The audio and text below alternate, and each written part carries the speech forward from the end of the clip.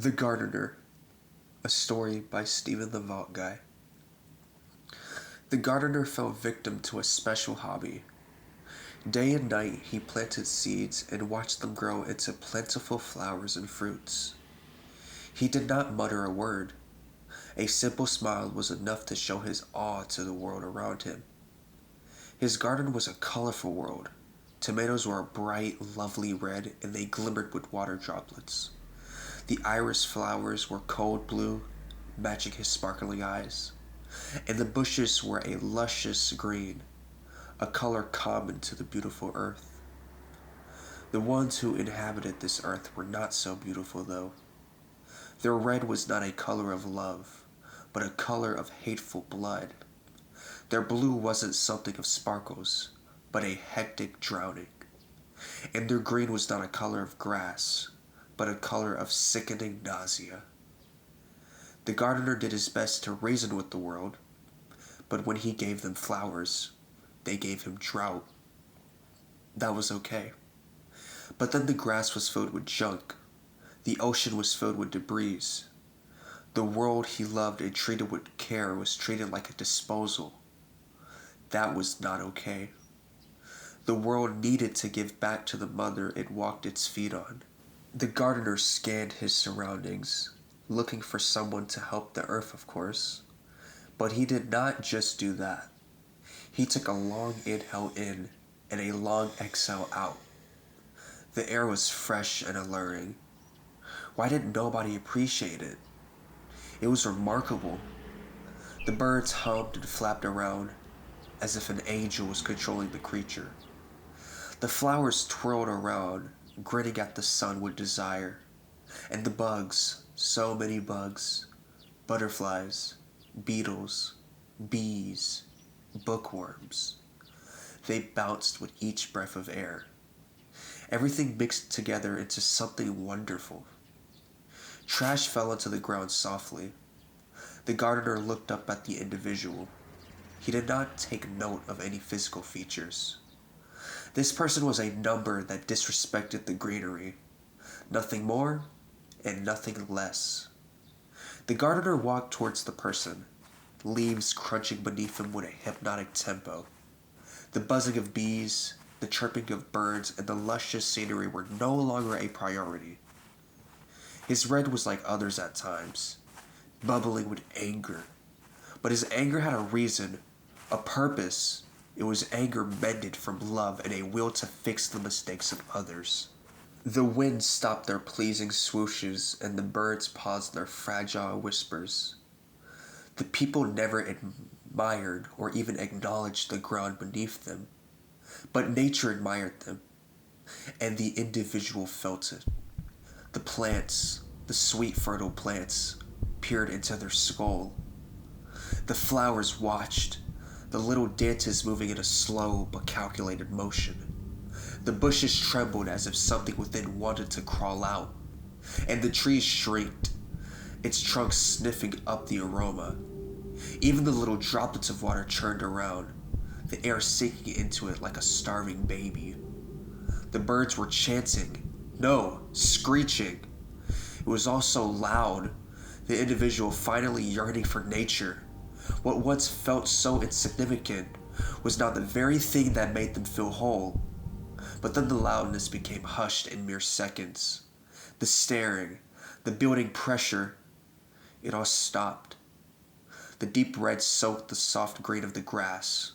The gardener looked around with a pleased expression on his face. He took a deep breath in, taking in the smells of what he thought as justice. No, what he knew as justice. The birds hummed a tune filled with grace. The bees murmured a melody, guzzling in the sap the flowers produced. The individual was dragged through the greenery. Their eyes bulged and their jaw hung wide. The dirt stuck to their body like a magnet. Was it attached already? It made sense. Mother Nature loved its inhabitants, even if its inhabitants treated her with ill actions. That's what made the gardener feel so frustrated. Why bite someone when that someone provided love? There were many more individuals. all absorbed in their own world. Phones, pets, sleep, and so on.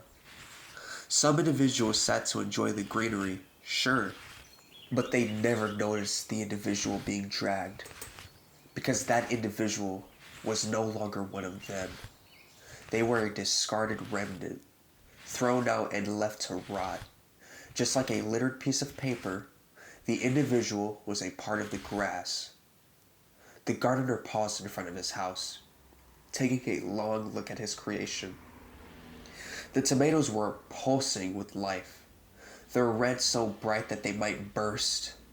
The iris flowers bounced, a soul-filled stem making the most of its world, and the bushes bulged with bright eyes, as if a consciousness lingered within. It was precious, and it would be even more precious when the littered trash would find a purpose inside the kingdom. The trash was dragged and taken into the wooden house. It smelled of a sweet maple mixed with a natural and crisp, earthy smell. The structure hummed a greeting with each step through its innards. The trash was taken to the kitchen and laid onto a rigid table. The sharp blade forced its way through the trash.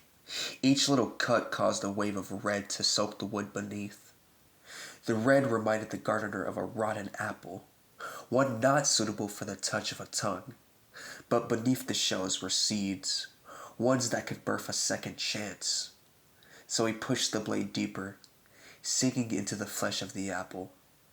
Each carving was delicate and treated with care, and when the blade squeezed through the flesh, it connected with the core like a petal to its anther, and when the blade hugged the core, it held onto the seed like a newborn baby. The gardener repeated this process day and night, carving out flesh in a rhythmic pattern. Deep red water, pink squishy clay. It all stuck to his fingers as if he was a sponge. He looked down at the leather that protected his hands. They were covered in pink, throbbing. The table and the floor beneath, covered in a repulsive yet sickeningly gorgeous coloring. He picked up the pieces, each piece of squishy clump having its very own spot on the main stage. The brown pit purred with each addition to its mass. It savored the pieces of flesh, letting each piece sink in like a pool. The worms crawled through the innards of the pit, beetles joining alongside the small and crunchy world within. The gardener grabbed wooden chips and kneeled down. With a delicate procedure, he placed the mulch above the squishy mass. He made sure to spread it out, and when he was done, he smiled down at his work. The ones who inhabited this earth were beautiful when they gave back to Mother Nature. Their red could be a color of attention, a chance for the world to see the beauty of creation. Their blue could be a color of the serenity within the endless earth. And their green could be a color of rebirth, a promise for an eternal place within the floor beneath.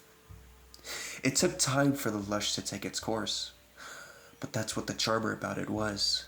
Nature wasn't rushed. It was a process that took years to become what it is today.